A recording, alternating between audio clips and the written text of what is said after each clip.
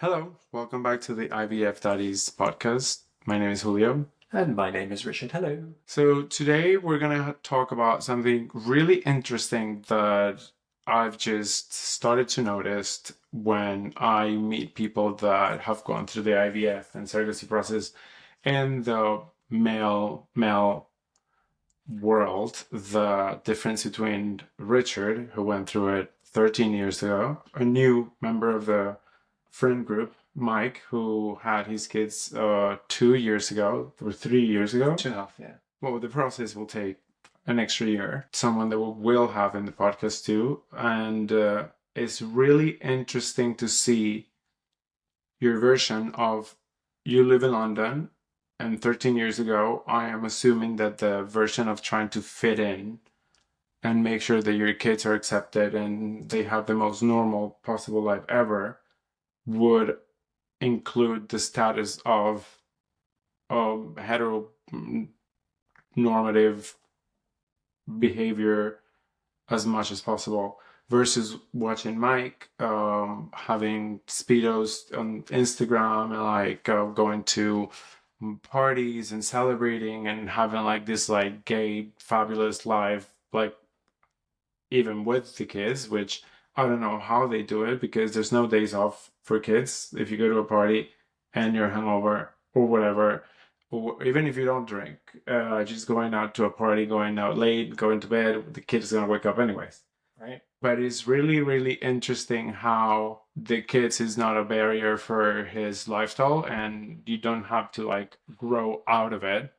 as a dad. Yeah, it was very different to when I had kids, right? 13 years ago, having a child we were at the forefront of doing this. So not very many people knew about gay families, knew about surrogacy, knew about the process. So it was very much like sometimes I felt like I was coming out every day because people would be like, oh, Mother's Day off. I'm like, well, no, and that would happen. But now it's much more mainstream, a lot more known about, people understand it, people have things. So what I was talking to Mike about was the fact that he is able to go out, do things, because actually what's happened is he can plan his life now. Because, for example, you've got market days in Chicago, or you've got Folsom in San Francisco, or you've got We Party in Madrid, or whatever it is. You've got these big parties where you can go and it's Friday, Saturday night, whatever. He's like, well, actually, my husband and I can plan it the year out so we can do the whole year and know, okay, we're going to do this,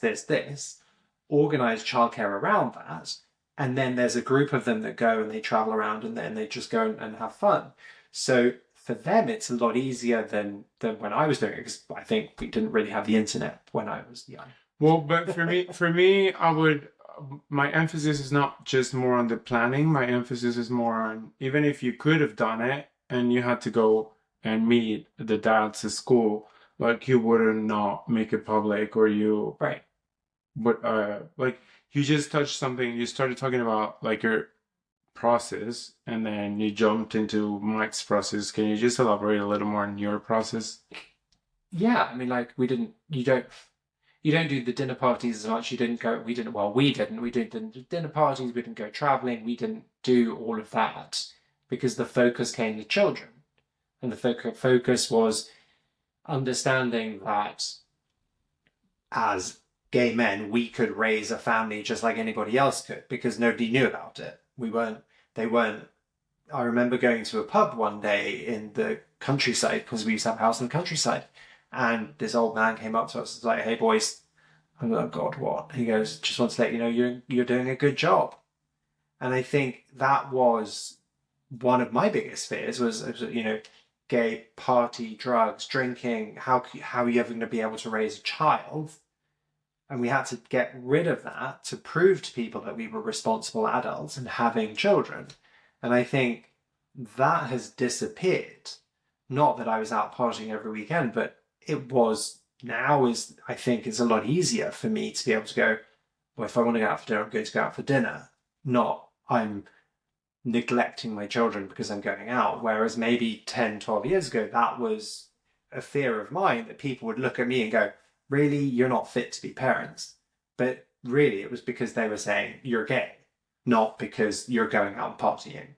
And I think that's probably the difference between then and now. Do you think that it like carries throughout up until today as an autopilot, or do you think that you have outgrown that? And I think it's just on autopilot.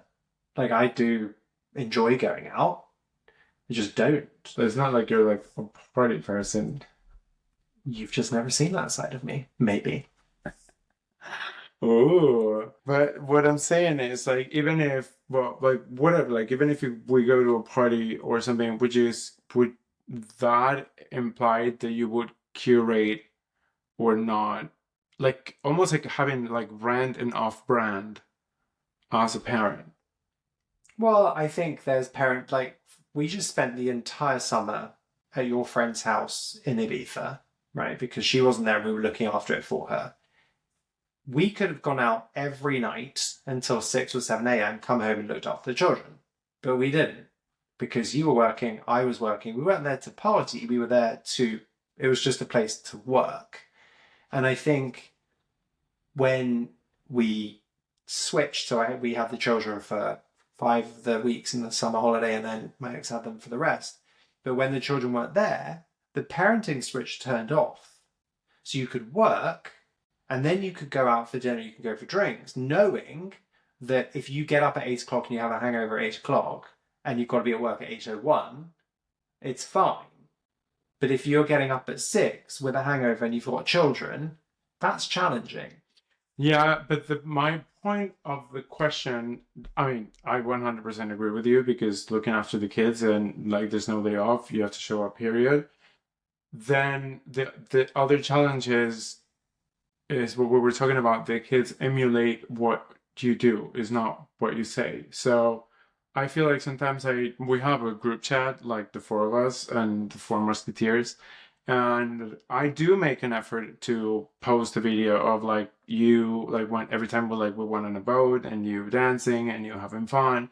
Like I want them to see that side of you so they can aspire to live a life that you have instead of being just almost like our best friend Kate, therapist, was saying, the fit in the mom and dad role. But yeah, I'm like, I think I'm not entirely sure what you're trying to say, but I think what I'm trying to say is that I feel now, if I were parenting now, starting a family now, it would be very different to how it was 12 years ago. What would be the different aspects? That I wouldn't be sitting there going, if I go out for dinner and I leave my children at home, that people are going to think I'm neglecting my kids.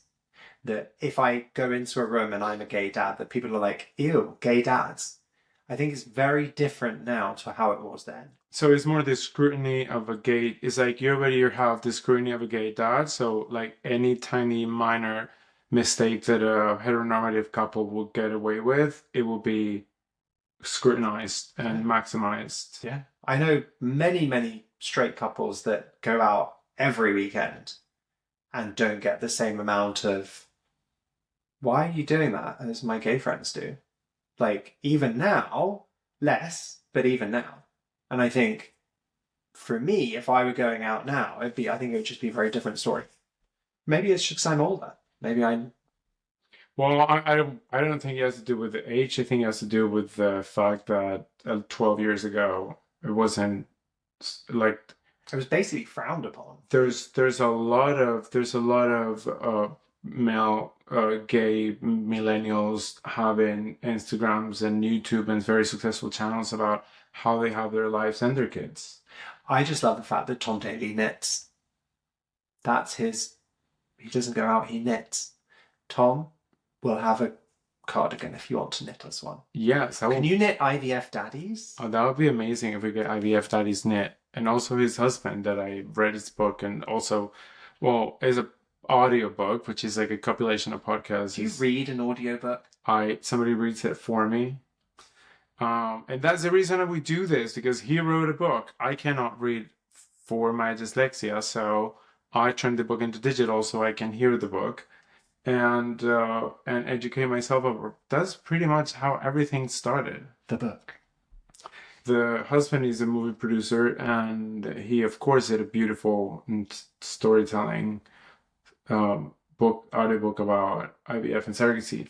And And yeah, he was actually one of the things that I took away from it was the concern about why people get so bothered with gay parents or IVF and surrogacy, and I guess it's because they don't understand it, and anything that is different from you, you But I fear it. also think that, when you are looking at gay dads on the face of it, a lot of people are just living a normal life.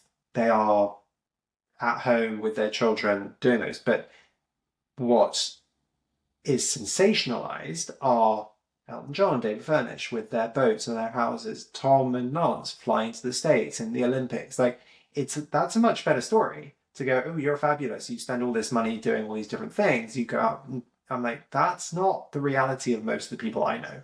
And I think most people I know are like me. It's like people assume what they want to assume.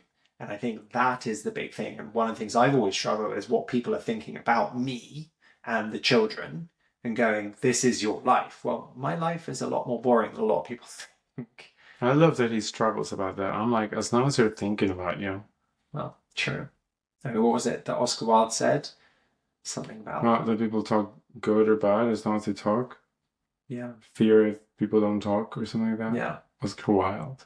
I love all these like narky phrases. Well, that was it, and let us know what you think about gay male couples having babies and maintaining their life. Do you think having a kid should be a resemblance or a definition of outgrow your life and suddenly become um dad and just devote your life to your kids, or is it okay to have your life and the kids? Yeah, and on that note, I think I'm going to order pizza for dinner. That's how normal it is here. I can't Yes. be bothered to cook, so we're going to have pizza. Thank you guys for watching. Bye.